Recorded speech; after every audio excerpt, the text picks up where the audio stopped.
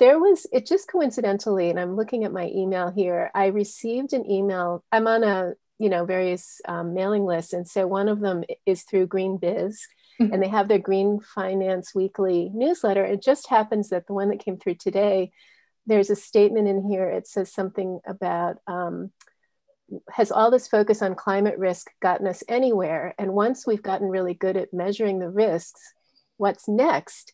And later on, it says the traditional advice that you manage what you measure should have turned all of this financial risk measurement into climate action.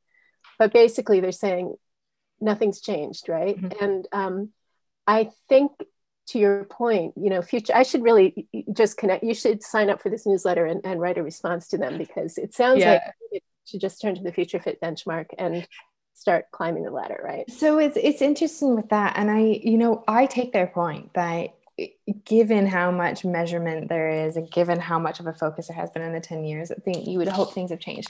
My response to that is that up to now, the data that has been collected hasn't been concise, it hasn't been comparable, and so it hasn't been useful to investors.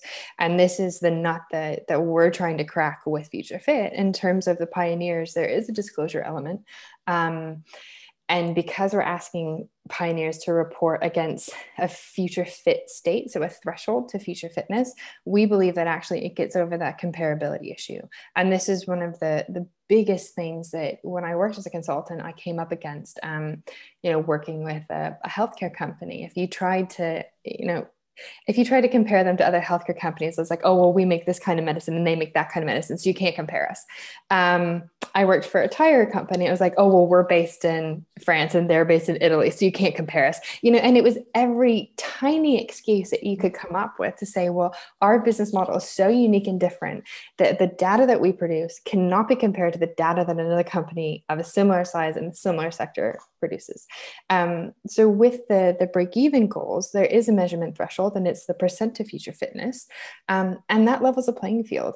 It also means that businesses don't have to give away that sort of proprietary data that they feel so uncomfortable giving away. So I'll just give you a quick example.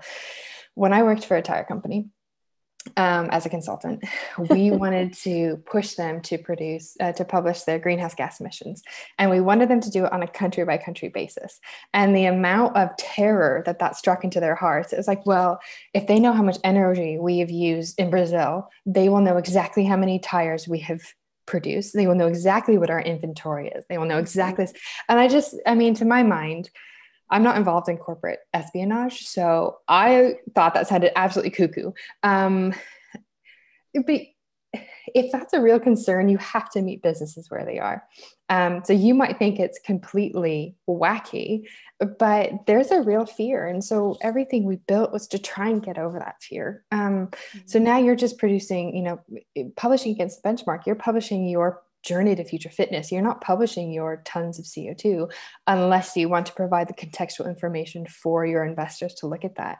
And I think a lot of instances, businesses will want to provide that contextual information because they're not going to want to look like they're only sort of purchasing 20% renewable energy. So it becomes an incentive to provide that contextual information, but there is no requirement. And that starts to, I think, will start to move the dial away from like, oh, well, if you've got all this information, nothing's being done, to actually sort of recognize that the information that's been collected for the last 10, 15 years has just been useless. And I know it's really harsh, but if you can't compare it and if you can't start to make real decisions with it, then what's the point of it?